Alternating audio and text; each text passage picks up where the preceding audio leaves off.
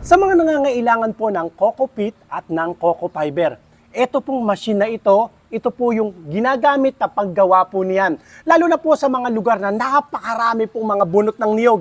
Kaysa masayang, pakinabangan po natin. Ipakita ko po sa inyo kung gaano po kabilis gumawa ito ng Coco Pit at ng Coco Fiber. Ang kagandahan po ng machine po natin 20 horsepower na po siya at hindi na po kayo mahihirapang humila dahil disusi na po siya. At ang makina po natin, napakalakas po yan. Diesel operated. Try natin, start.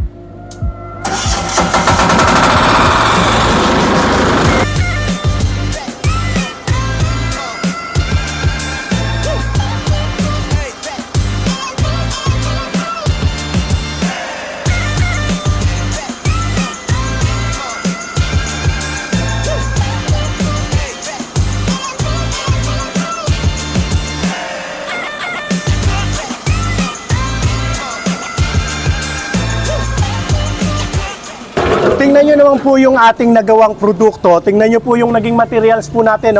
Ang ganda. Ito po, sabi sa akin ng isang expert sa pagtatanim, ito daw po yung gusto nila.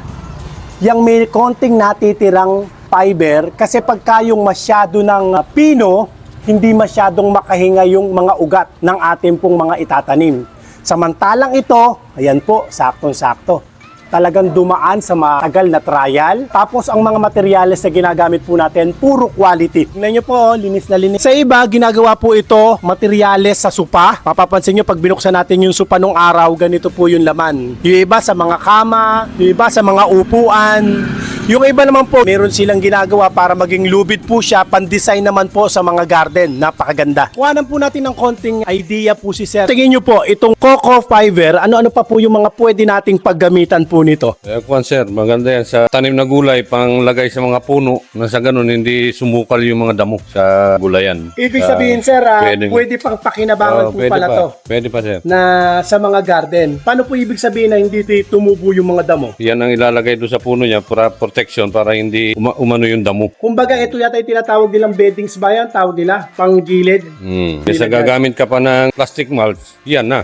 Pag nabulok pa yan, kung sakali, dagdag pataba pa sa lupa. Tama. Ito naman po sir, ito. Ayan naman sir, ginagamit naman yan sa mga, halimbawa, magano ka na seedlings, sa mga tanim na gulay. Maganda yan, ang pinakang pataba na rin niya sa halaman. Sa tingin nyo, yung ganito karami na, sa magkano na po yan kung bibilin? Kasi pag bumibili kami sir, per sako na binibili namin na... Magkano po per sako? 200 ang halaga sir, ng isang sako. 200. Ito, tingnan nyo, ilan lang piraso po yun, tsaka saglit lang. Ito na po yung lumabas. Lalo po siguro kung sunod-sunod yung paglalagay natin, limited lang po yung materials natin kanina. Okay sir, baka may gusto po kayong batiin. Kumusta na lang mga kababayan ko sa Aurora, sa Kasiguran.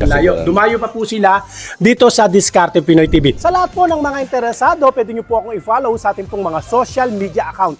At ang ating cellphone number, naka-flash po dyan sa inyong screen. Sir, maraming salamat po sa pagtitiwala ninyo. Thank you po, ma'am. Thank you ha.